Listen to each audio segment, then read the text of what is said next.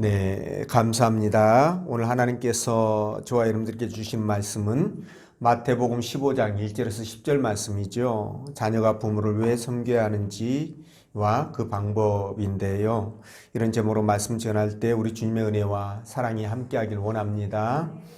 한 주간 편안하셨죠? 네, 오늘이 말씀드린 대로 어버이날입니다.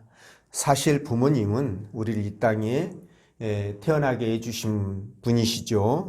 또 하나님을 대신해서 우리에게 온갖 정성을 다해서 길러주시는 그런 분이신데 오늘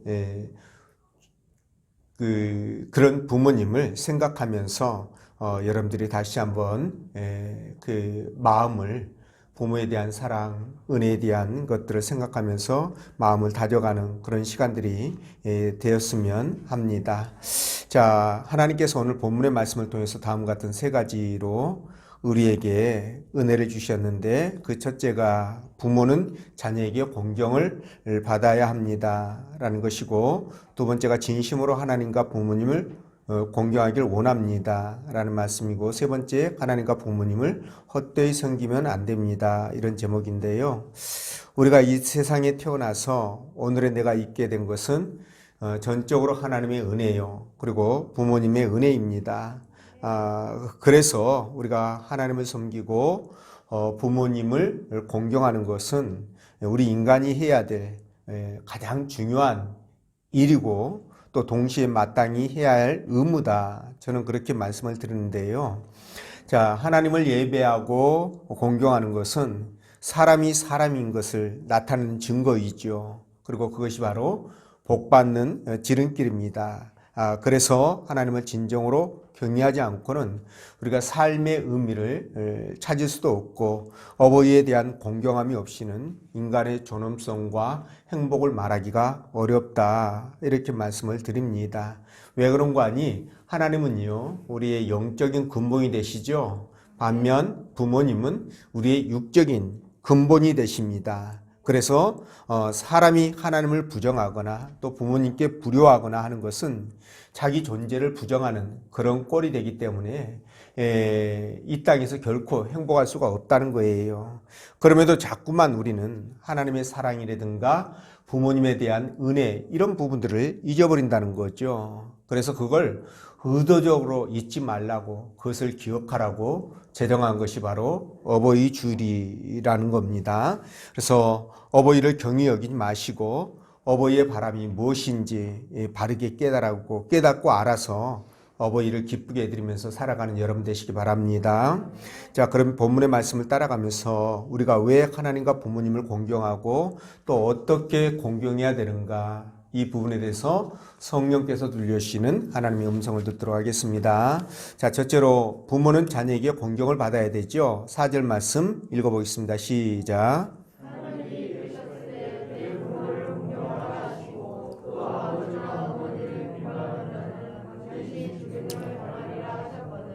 아멘. 자, 지금 우리 사회에는 개인주의 그리고 이기주의 때문에 이게 굉장히 기승을 부리죠. 그러다 보니까 이 전통적으로 내려오는 그런 가치관들이 혼란을 겪고 있습니다. 사회 각 분야에서 이런 이기들을 겪고 있는데, 특히 젊은 사람들이 이 가정에 대한 소중함, 그리고 부모에 대한 그런 공경, 그런 마음들이 옛날 같지가 않다는 거죠. 그래서 이런 것들이 자꾸만 부정적으로 바뀌면서 가정과 사회가 이 길을 맞이하고 있다, 이렇게 말씀을 드릴 수 있는데, 그러다 보니까 부모를 공경하라, 이런 말들이 꼭 구시대의 유물처럼 느껴져 가지고요, 부모도 자식의 눈치를 보고 또 시어머니가 며느리의 기분을 살피고 이렇게 살아가는 시대가 된 것 같습니다. 그래서 이런 것들을 보면서 어떤 자들은요, 부모가 부모답지 못해서 무시당하고 존경을 받지 못한다라고 그런 말을 하기도 합니다. 아주 불효자식이죠.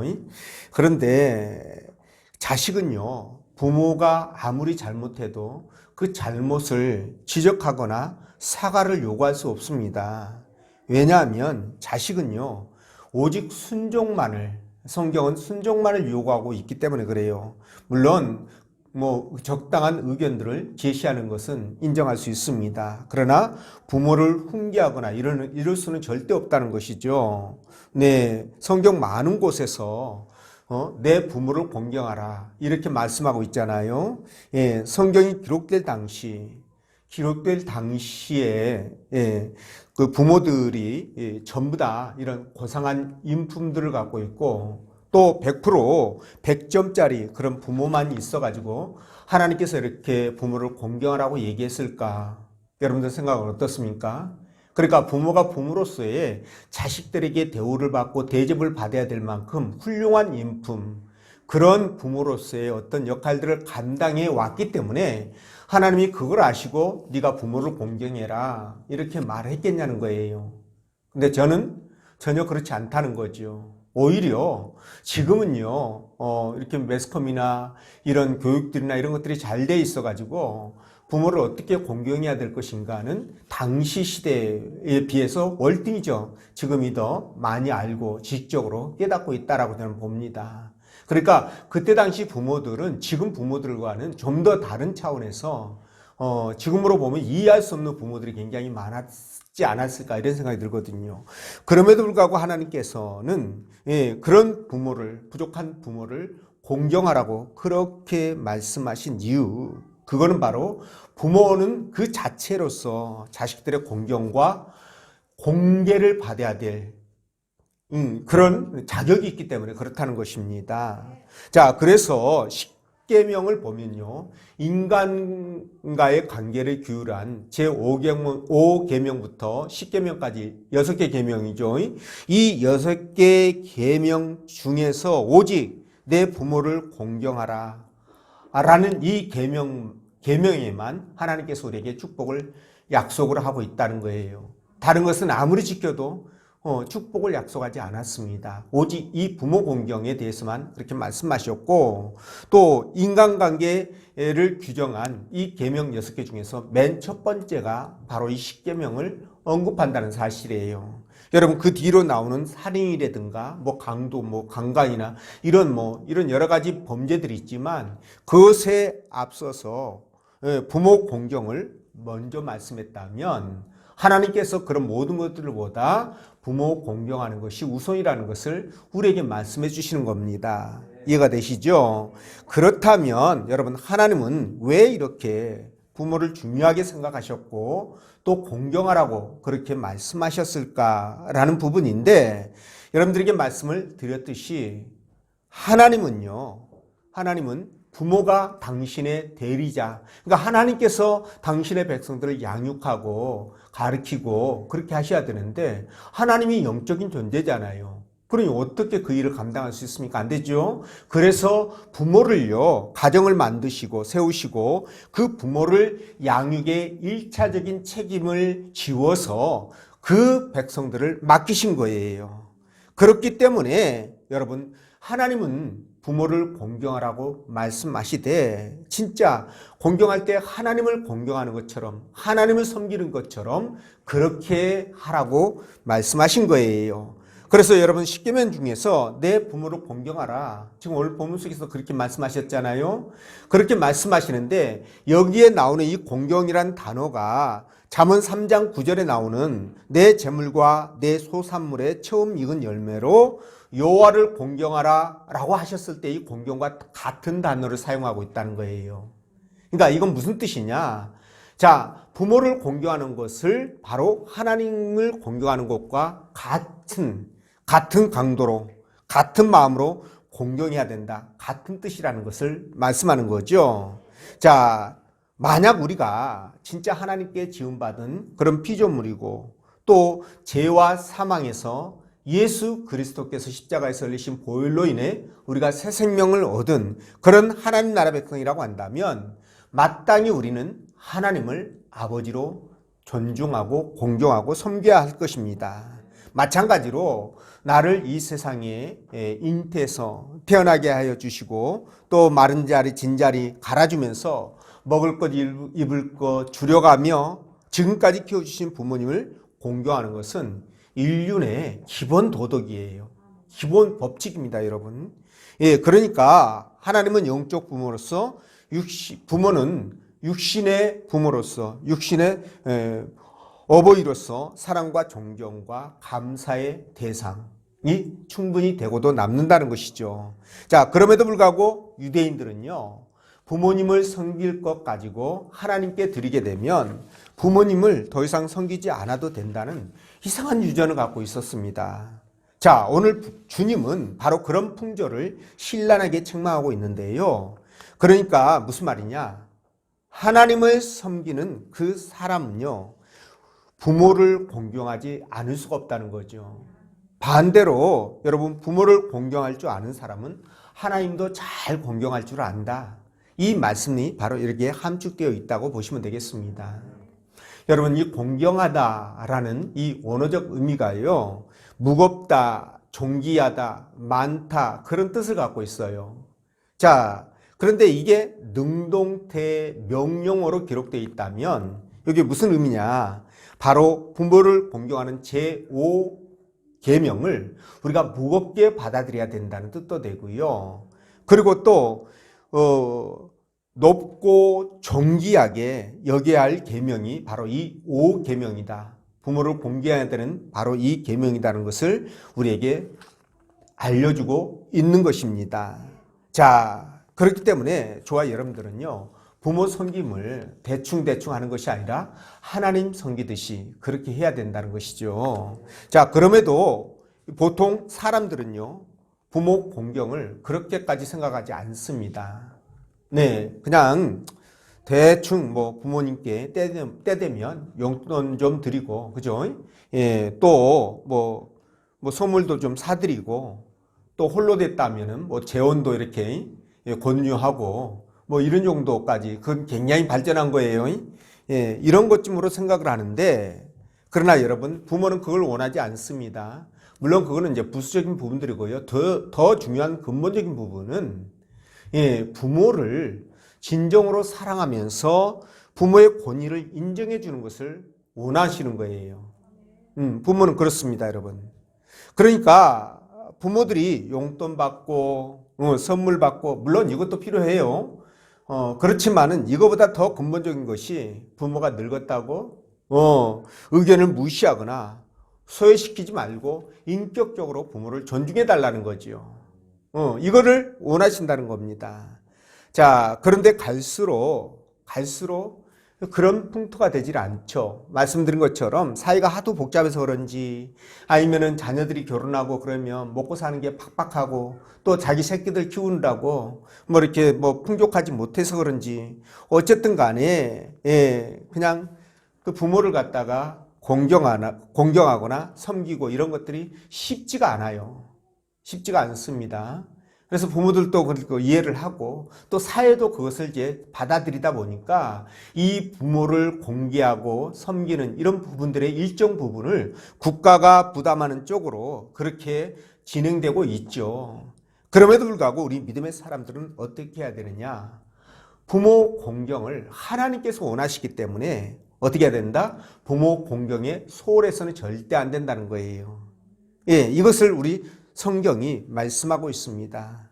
예, 아까도 말씀드렸지만 부모인들 왜 실수를 안 하겠습니까? 사람인데요. 실수하고 잘못할 수도 있지요. 그렇다고 해가지고 자식이 부모에게 책임을 물을 수 없다라는 거예요. 여러분도 인정하실 겁니다. 책임을 묻는 순간 인간의 도리는 그야말로 완전히 무너지기 때문에 그렇죠. 그래서 여러분들이 만약에 부모가 나와 생각이 다른 모습을 보인다면, 잘못된 모습을 만약에 보인다면 어떻게 해야 될까요? 그것을 비난하고 그러기 이전에 그걸 통해서 그냥 교훈을 얻으시면 돼요. 나는 절대 내 자식들에게 저런 모습을 보이지 말아야 되겠다. 이 정도 교훈을 얻으시면 될 것 같습니다. 근데 그것을 가지고 대립을 하거나 노여워하거나 그래서는 절대 안 된다는 것이죠. 자, 여러분, 그래서 여러분, 부모에 대하여 여러분들이 부모가 노엽게 생각하거나 부모를 섭섭하게 하지 마시라는 겁니다. 이해가 되시죠? 여러분, 성경에 보면 하나님께서 돌로 쳐 죽이라고 하신 그 행위들이 나옵니다. 근데 그 중에 하나가 바로 우상을 숭배하는 자들이고, 그 다음에 두 번째가 뭐냐면은 바로 간음한 자들이죠. 그리고 세 번째는 부모에게 욕하는 자예요. 이런 자들을 어떻게 해다 돌로 쳐 죽여라. 지금 우리가 읽었던 6절 말씀도 그 내용이 나오지 않습니까? 그렇게 말씀하신 하나님의 의도가 뭘까요? 죽일 정도로 부모 공경이 중요하다. 그런 뜻 아니겠습니까? 그렇죠? 그래서 하나님은 그렇게 부모를 공경하게 하도록 하기 위하여 다른 계명에게 어떤 축복도 약속하지 않았는데 이 부모 공경에 대해서만 약속을 하셨다고 그렇게 말씀드렸지 않습니까? 그래서 이 땅에서 장수의 축복, 그리고 잘 되는 축복, 그렇죠? 이런 부분들을 약속하셨는데, 그래서 이런 말씀들을 생각하면서 이 어버이 주일에 다시 한번 여러분들이 부모님과의 관계를 한번 돌아보셨으면 좋겠습니다. 어릴 때 부모님이 나를 위해서 어떻게 키우셨는지, 그죠? 물론 항상 똑같지는 않습니다. 그 가운데는 물론 있어요. 아주 특별하고 독특한 부모들도 있습니다. 네 밥 네가 먹고 내 밥 내가 먹는다 이런 식으로 그냥 뭐 남대하듯이 이렇게 키우는 부모들도 없지 않아 있습니다. 근데 뭐 속마음까지 그렇게 하겠습니까? 그래서 어쨌든 간에 부모님이 나를 위해서 어떻게 키우셨는지 이런 부분들을 생각하고, 그래서 부모님에 대한 사랑과 은혜를 기억하면서 효도하는 그런 시간들이 되시기를 부탁을 드립니다. 자, 그리고 두 번째, 진심으로 하나님과 부모님을 공경하길 원한다라고 말씀하시는데, 우리 8절 말씀 읽어볼까요? 시작.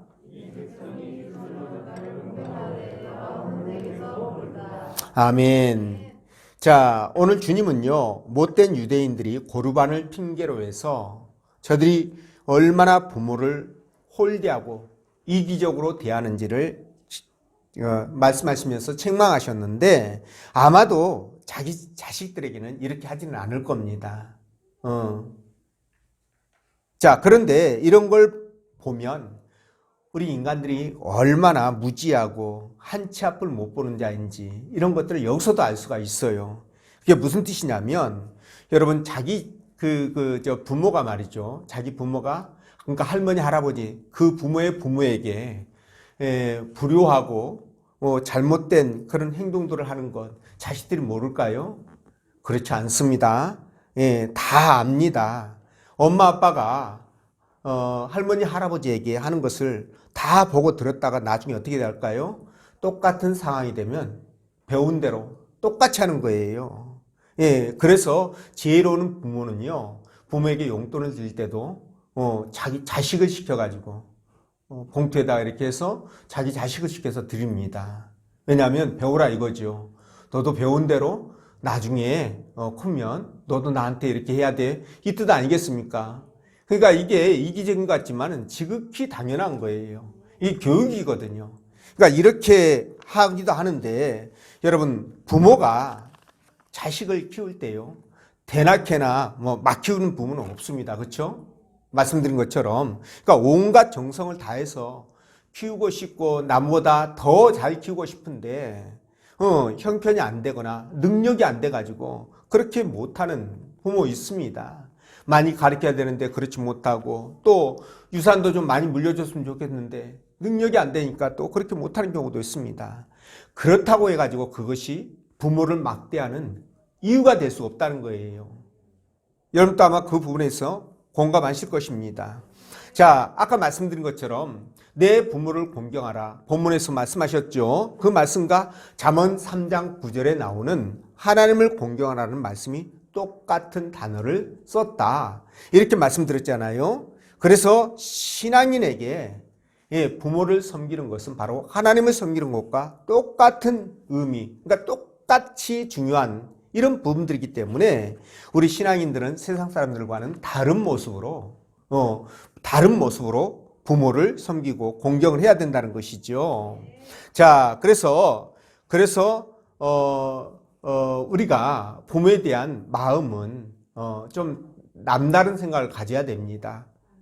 남다른 생각을 가져야 되죠. 그래서 오늘 누구든지 부모에게 드릴 것이 드릴 것을 가지고 하나님께 드리면 어떻게 한다고요? 부모에게는 드리지 않아도 된다라고 가르쳤던 이 종교 지도자들이 주님께 책망을 받는 것은 당연한 일입니다. 왜 안 그러겠습니까? 자, 주님께서 이들을 이렇게 책망하신 것은 이들의 속마음을 알기 때문에 그래요. 부모를 당시에는 지금보다 더 어려웠겠죠. 살아가는 것이 100번 이해를 합니다. 그럼에도 불구하고 그 어렵고 힘든 가운데서도 부모에 대한 의무를 저버리려고 하는, 하나님을 핑계로 해서, 신앙을 핑계로 해서 저버리려고 하는 자들에 대한 준엄한 경고고요. 경고고 또 하나, 이렇게 유대 종교 지도자들이 하나님의 말씀을 편파적으로 가르치는 것에 대한 경고로 말씀하신 거예요. 무슨 뜻이냐면, 여러분, 하나님의 율법은 우열이 있습니까? 어떤 율법은 소중하고 어떤 율법은 조금 가치가 떨어지고 이러냐는 거예요. 그런 건 없거든요. 하나님의 말씀은 동등합니다. 똑같아요. 그래서 그 우열을 정할 수가 없습니다. 그렇기 때문에 이것을 지키기 위해서 저것을 희생하거나 지키지 않아도 되거나 이런 일은 있을 수 없다는 거예요. 그래서 성경은 하나님을 공경하고 또 부모를 공경하라고 얘기를 했기 때문에 하나님과 부모를 동일하게 공경해야 됩니다. 근데 그들은 부모 공경할 걸 가지고 하나님 앞에 드려버리면 부모 공경할 의무가 면제된다라는 그런 얼토당토하는 얘기들을 하니까 그게 주님의 책망의 대상이 될 수밖에 없죠.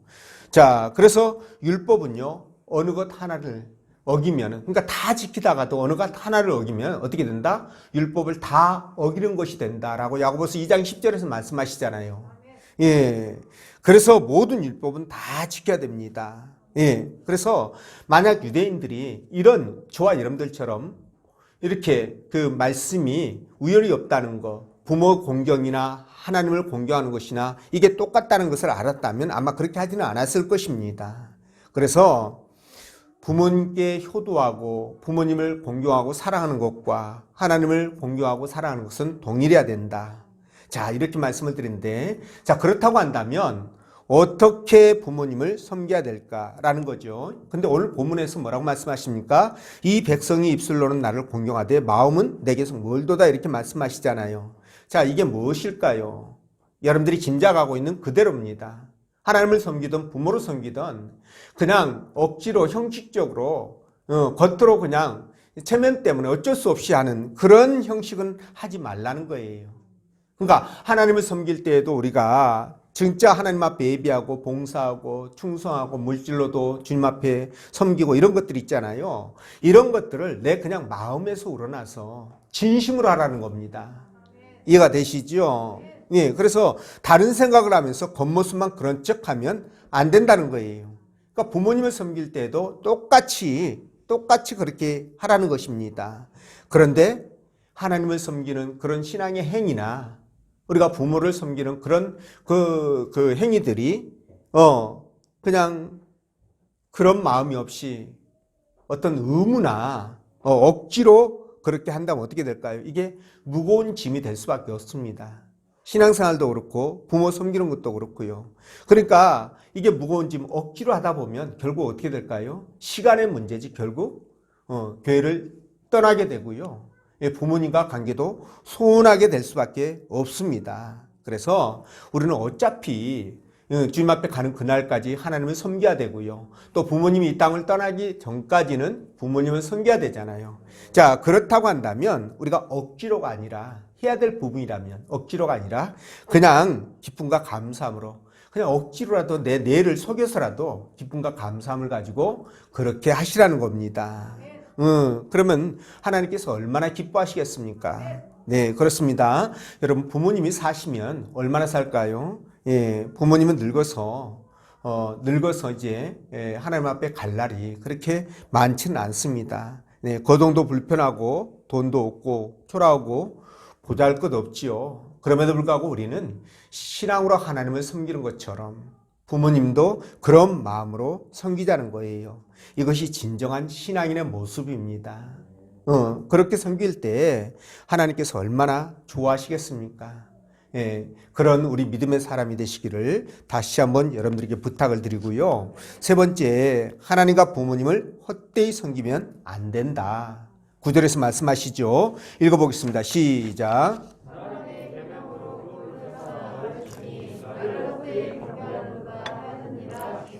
아멘. 자, 오늘 본문 말씀은 장로들이 유전을 거론하면서 율법의 원래의 뜻을 벗어나가지고 그들이 엉뚱한 짓을 하는 것에 대해서 하나님이 책망하는 말씀이잖아요. 근데 하나님께서 이런 그 잘못된 그 고르반이라는 관행을 들어가면서 유전을 들어가면서 그들에게 헛되이 경배하지 말라 이렇게 요구하시는데요. 여러분, 헛되이 경배하지 말라는 그 말씀 우리가 굉장히 중요하게 생각해야 됩니다. 일테면 여러분, 내 나름대로 열심히 신앙생활을 하고 있다, 하나님을 잘 섬기고 있다, 또는 부모를 잘 공경하고 있다라고 생각했는데 하나님은 나를 헛되이 섬기고 있다라고 생각하거나 부모가 그것에 대해서 불편해하거나 그러면은 어떻게 될까요? 그야말로 헛것이 되지 않겠습니까? 그렇죠? 그러니까 마치 우리가 부산행 기차를 타고 가야 되는데 목포행 기차를 탔다면 어떻게 될까요? 그 다음 정거장에서 빨리 내려가지고, 그죠? 기차를 갈아타고 다시 부산으로 내려가야 되는 거죠. 그런데 말이죠. 그게 싫다고, 기차 갈아타는 게 싫다고 그냥 기차 타고, 그죠? 지금까지 내가 이렇게 그 목포행 기차를 타고 여기까지 오는데 얼마나 수고했는데 그러면서 그냥 마냥 주저앉아 있는다면 어떻게 될까요? 천하의 어리석은 사람이 되잖아요. 이제 그런 셈이 되니까 하나님이든 부모님이든 그 섬김의 방법에 있어서 잘못됐다라고 한다면 빨리 우리가 돌이키는 것이 맞습니다. 자, 그러면 여러분, 주님을 어떻게 경배하면 헛된 경배가 될까? 이런 부분인데요. 오늘 본문에서 뭐라고 말씀하십니까? 사람의 계명으로 가르쳤을 때, 그렇죠? 다시 말하면 말씀을 떠나서 자신의 생각과 마음으로, 그죠? 가르치고 또 행할 때 그것이 바로 헛된 것이 된다라고 말씀합니다. 자, 그래서 이걸 보면서 우리가 무슨 생각을 하냐면, 하나님을 섬길 때 또는 부모를 공경할 때 하나님 말씀을 따라서 말씀 안에서 하나님을 섬기고 공경해야 되겠구나, 이런 생각을 하는 거죠. 자, 여러분, 하나님을 섬기는 기본적인 원칙이 있습니다. 그게 뭐냐면요, 첫 번째가 하나님 말씀에 순종하는 거예요. 많이 들어서 알고 있죠. 그리고 하나님을 공경하는 겁니다. 오늘 말씀에서도 하시는 것처럼. 그리고 세 번째가 하나님을 기쁘시게 하는 거예요. 그리고 네 번째가 뭐냐면 바로 하나님을 사랑해야 된다는 겁니다. 이런 기본 틀이 있습니다. 자, 이게 바로 성경에서 말씀하시는 하나님 사랑의 방법이고 하나님 섬김의 방법인데요. 자, 그렇다면 부모님은 어떻게 섬겨야 될 것인가? 자, 지금까지 여러분들에게 말씀드린 것이 하나님을 섬기는 것과 부모님을 섬기는 것이, 하나님을 공경하고 부모님을 공경하는 것이 똑같은 것이다라고 말씀드렸죠. 그렇다면 이 섬김의 방법, 공경의 방법도 역시 어떻게 될까요? 똑같다라는 거예요. 제가 여러분들에게 말씀을 드려볼까요? 자, 먼저 부모님에게 순종을 해야 되겠죠. 근데 성경은 골로새 3장 20절에 뭐라고 말씀하시느냐? 자녀들아, 모든 일에 부모에게 순종하라, 이렇게 말씀하셔요. 모든 일에 부모에게 순종하라. 똑같죠. 하나님 순종과 부모님 순종이 똑같습니다. 네, 그리고 부모를 공경해야 되는데, 네, 신명기 5장 16절에 이렇게 말씀합니다. 너는 너의 하나님 여호와의 명한 대로 내 부모를 공경하라, 이렇게 말하죠. 똑같습니다. 자, 그리하면 너희 하나님 여호와가 내게 준 땅에서 내 생명이 길고 복을 어떻게 한다? 누릴 것이라 라고 말씀하시죠. 자, 그러면 세 번째가 뭡니까? 하나님을 기쁘시게 하듯이 부모님을 기쁘시게 해야 되겠죠. 자, 잠언 29장 17절에 뭐라고 말씀하시냐면 내 자식을 징계하라. 그리하면 내가 평안하게 하겠고 또 내 마음에 기쁨을 주리라, 이렇게 말씀하셔요. 예, 그래서 우리가 하나님을 기쁘시게 하고 부모님을 기쁘시게 하는 것이 우리가 마땅히 해야 될 본분이고 도리라는 겁니다. 또한 하나님을 진심으로 사랑해야 되죠. 마찬가지로 부모도 그렇게 사랑해야 됩니다. 여러분, 그 요셉이 이제 애굽에 팔려와서 시간이 흐른 다음 총리가 되잖아요. 예, 그동안에 이제 부모님을 보고 싶어가지고 굉장히 애달팠을 것입니다. 근데 막상 이제 아버지를 만나고 나니까 얼마나 감동을 합니까? 얼마나 부모님을 사랑했겠어요. 그래서 막 목을 껴안고 요섭이 펑펑 우는 그런 장면들이 나오는데요. 여러분, 하나님도 부모님도 이런 간절한 사랑이, 간절한 사랑을 원하십니다. 여러분, 이해가 되시죠? 자, 이렇게 하지 않으면 우리의 섬김이 뭐가 된다? 헛된 것이 된다 라는 거예요. 그래서 이런 부분들을 우리가 잘 기억해야 됩니다. 자, 오늘 수찬이가 함께 예배 드리고 있는데요. 제가요, 저렇게 어리잖아요. 어린데도 불구하고 누가 저를 진심으로 사랑하는지 가짜로 사랑하는지 그걸 기가 막히게 알아내요. 예. 그래서 그냥 애들은요, 쟤뿐만이 아니라 애들은 진짜 거짓말이 없지 않습니까? 아주 솔직합니다. 그래서 진짜로 사랑하면은 저 사람이 나를 사랑해 주는구나 라고 생각하고 따르고요. 가짜로 그냥 면피적으로 그러면은요, 벌써 알고 거리를 둡니다. 그렇지. 그렇게 하는데 하물며 부모님은 모르실까요? 더군다나 하나님은 모르실까요? 너무 잘 알죠. 그래서 오늘 이 말씀을 하시는 거예요. 헛되이 섬기지 말라고. 그래서 저와 여러분들이 진짜 하나님을 섬기고 부모님을 섬기고 공경하고 그러면은요, 정말 우리가 마음의 평안을 누리게 되거든요. 왜냐하면 우리가 하나님의 말씀을 지키려고 노력하고 그 안에서 살아가면 마음의 평강을 누리게 되는 거예요. 마음의 기쁨을 누리게 됩니다. 근데 반대로 말씀을 벗어나서 내 육신의 소욕과 감정을 따라 살아가면은요, 여러분, 마음이 물론 기쁨이 없다라고 얘기하지는 않습니다. 왜냐하면 일락이 있기 때문에 그래요. 세상에서도요, 즐거움이 있기 때문에 그렇습니다. 그런데 그건 찰나잖아요.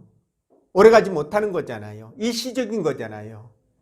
예, 그래서 우리가 거기에 만족을 누리지 못하는 것인데요. 하나님 안에서 누리는 기쁨이나 이런 것들은 그런 것과는 비교할 수 없어요. 평안함이나 이런 것들은요. 그래서 우리가 정말 주님의 은혜 안에서 머물며 그 안에서 우리가 기쁨을 누리고 감사함을 누려야 되는데, 그렇게 하면 우리 마음이 즐겁고 기쁨이 당연히 찾아오는 것은 물론이거니와 거기에 플러스 알파가 있다고 그랬죠. 그 알파가 뭐냐? 이 땅에서의 하나님께서 주시는 복, 영적인 복과 육적인 복이 동시에 주어진다는 사실이에요. 이해가 되시죠, 여러분? 그렇기 때문에 이것이 얼마나 우리에게 유익함이 되는지 모릅니다. 그러니까 이런 걸 보고 우리가 속된 말로 뭐라고 그럽니까? 도랑치고, 그렇죠. 마당 쓸고, 그렇죠. 이런 일이 일어난다는 거예요, 여러분. 그러니까 일석이조, 일석삼조 뭐 이런 식으로 되니까요, 우리가 못할 이유가 없습니다. 다만 여러분, 우리가 못하는 것은 우리 형편이 따라주지 않기 때문에 마음과 다르게 못하는 경우가 있을 겁니다. 그러나 여러분, 여러분들이 그 마음까지 그렇게 그러려니 하고 무너져 버리면 안 된다는 거예요. 그렇게 주저앉아 버리면 안 된다는 겁니다. 아까 말씀드렸었잖아요. 여러분, 그때 당시에 이 성경이 기록될 당시의 처지는요, 로마 시대 때에도요, 하루 벌어 하루 먹고 사는 일용의 품삯꾼들 있지 않습니까? 그런 사람들이 얼마나 많았습니까? 국민 대다수가 그런 수준이에요. 가진 자들 말고, 기득권층 권력자들 말고요. 근데 이 성경이 기록될 당시는 더했으면 더했지 덜하지는 않을 거예요. 그러니까 하루 벌어 하루 먹기 퍽퍽한 시대예요. 그럼에도 불구하고 네 부모를 공경하라고 말씀하신 것은 나름대로 하나님께서 어떻게 하겠다는 거예요. 부모를 공경하고 섬길 때 내가 책임져 주시겠다는 뜻 아니겠습니까? 네가 이 땅에서 장수하고 그리고 잘 될 것이라고 한 것은 책임진다는 뜻 아니겠어요? 먹고 사는데 지장이 없도록 해주겠다는 뜻 아니겠습니까? 다만 저와 여러분들의 믿음이 부족하다 보니까 그걸 따라가지 못해서 당장 없으면, 눈에 안 보이면 불안하고, 당장 내 가진 것이 떨어지면 안절부절하다 보니 이걸 실행으로 옮기지 못하는 것 뿐이에요. 이해가 되시죠? 그래서 저와 여러분들이 이 하나님의 말씀이 진짜 살아있는 말씀이라고 여긴다면 우리가 하나님을 섬기는 것이나 부모를 섬기는 것이나 이런 것들에 대해서 말씀을 따라서 과감하게 실천해 볼 필요가 있다는 거죠. 그럴 때 하나님이 감동하시게 되고 하나님 주시는 복을 우리가 받아 누릴 수 있게 된다는 겁니다. 그래서 풍성하게 누리는 여러분들 되시기를 주의 이름으로 축원드립니다. 기도하겠습니다.